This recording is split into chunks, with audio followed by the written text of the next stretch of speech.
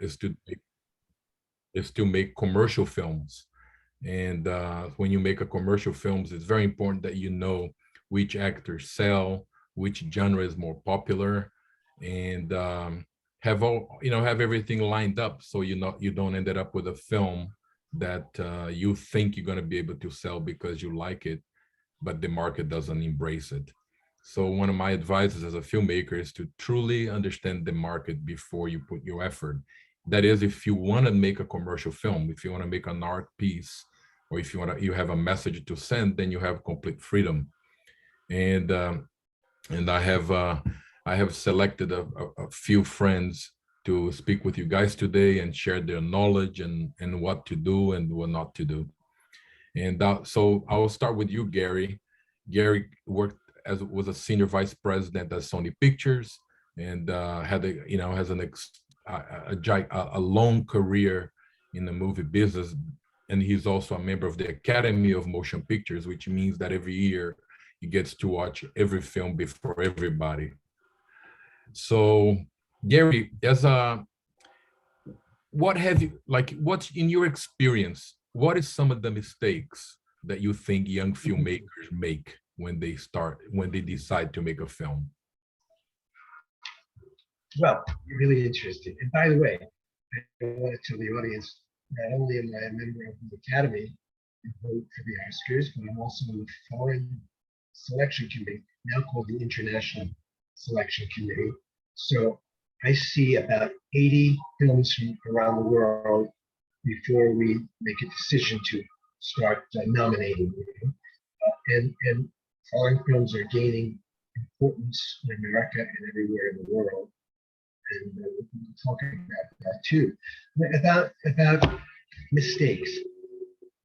Let's talk about the positives. I mean, first of all, I encourage everybody. I started when I was 21. I'm lucky, I got a job at Columbia Pictures in New York City. I live in LA. I went to college here, but I went back to New York City after I finished. It was in the 70s.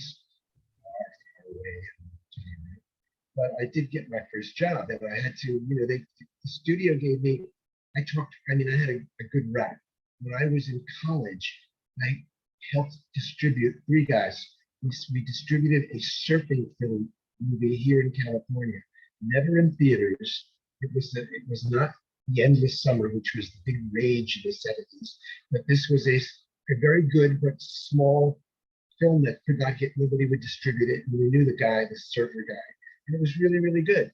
And so I learned how to promote and literally market in my, my teens, like late teens in college, because we used to go up and down the coast of California inland and put this film into high school auditoriums, and we got a lot of cash, we got a lot of money.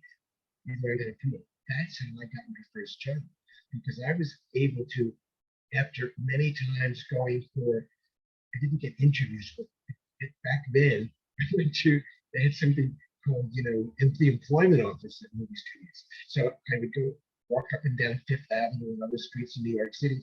And I saw the Columbia Pictures building, and I went there 3 or 4 times. They just said, no jobs, no jobs. But anyway, the 4th or 5th time, get to my point, coming down from the 11th floor on the elevator, I was watching what production companies were in the building. And there was a company called Horizon Productions. It was owned by the most important producer ever into the 70s, into the 80s. His name was Sam Spiegel, and he had made movies when even I was a kid. The African Queen, Bridge in the River Kwai, Nicholas and Alexandria, lots of really big movies. And by the way, that's the first movie I remember ever watching was The Bridge over the Kwai River.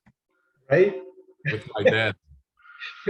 but I get off the elevator, I walk into this beautiful, giant office space. There's nobody there. It's like a reception room, but I see all those pictures up on the wall, and I see big posters.